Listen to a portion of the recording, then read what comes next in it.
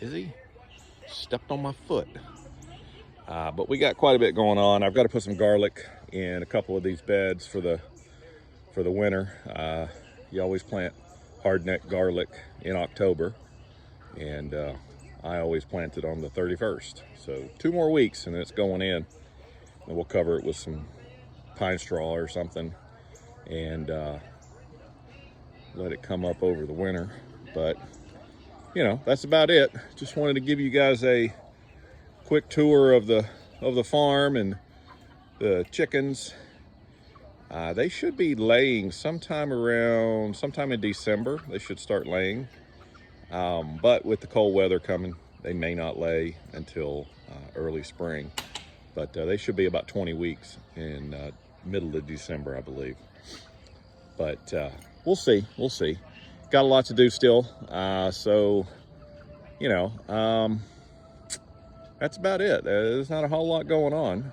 Just wanted to talk about, forgot to talk about this up here. So got all these blocks, these cinder blocks here.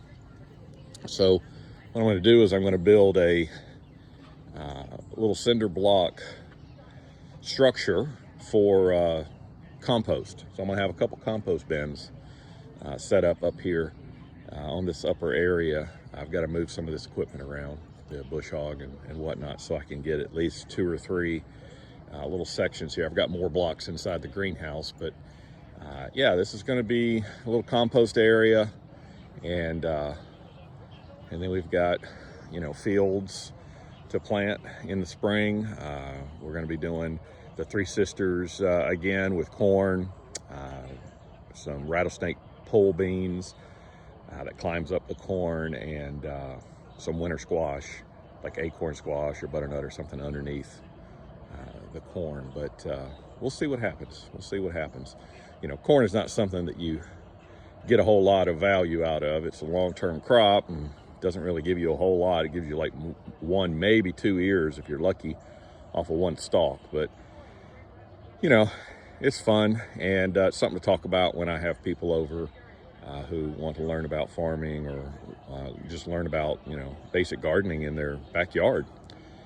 You know, so I've got some plans for building some really high quality hardwood raised beds soon that I'm going to start selling. So I've got a lot of people that are interested in buying raised beds that will last, you know, good 6, 7, 8, 10 years, and a nice hardwood raised bed with local white oak that's been